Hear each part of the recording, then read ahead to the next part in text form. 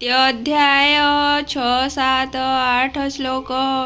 जोनेव हत्वा न विजिजीविष्यामस्तेऽवस्थिता प्रमुखे धृतराष्ट्राः कर्पा कार्पण्यदोषोपहतः स्वभाव पृच्छति त्वां धर्मः मृढजतः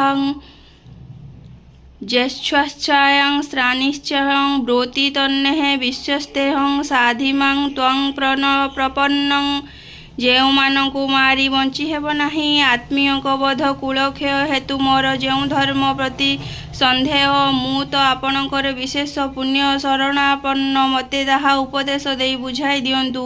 ଉଭୟ ଦେଲେ କେହୁ ଜୟ, ଏହା ତ କହି ହେବ ନାହିଁ। ତେବେ ବା ଆମ୍ଭେ ଜୟ ହେବୁ, ଅଧିକ ଦୁଃଖ ଯେ ଭୋଗିବୁ। ଯେବେ ଜିଣନ୍ତି ଗୁରୁବଳ, ଦୁଃଖ ଭୋଗ ସାର କେବଳ। ଯାହାକୁ ପ୍ରାଣ ନାଶ କରି ରହିଣ ନୁହୁଁ ଜୀବ ଧରି, ଯାର ବିନାଶ ଦୁଃଖ ଘୋର, ଯେ ସତ୍ତା ଧର୍ତ୍ତରାଷ୍ଟ୍ରମ ଆଗର।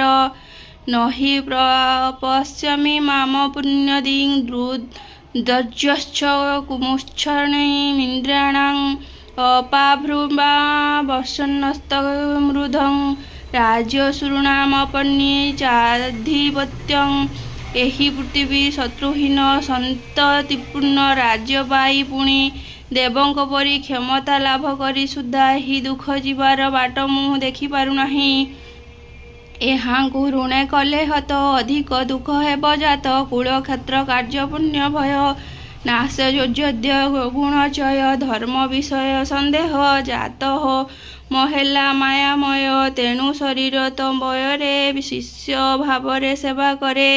ଯେଉଁ କର୍ମ ହିତ ମୋର ହୋଇବ କୁହ ହେ ସତ୍ୱର। ସୁପଦେଶ ଦି ମତେ ବିଶେଷ ବି କି କହିବି ତତେ। ନିଷ୍କଣ୍ଠରେ ହି ମହି ଯେବେ ବା ଭୋଗ କରେ ମୁହିଁ। ଦେବମାନଙ୍କ ଅଧିକାର ଲାଭ ମୁଁ କଲେ ଦାମୋଦର। ଏ କଷ୍ଟ ନାଶ ହେବ ମୋର, ନ ଦେଖେ ଉପାୟ ଏହାର।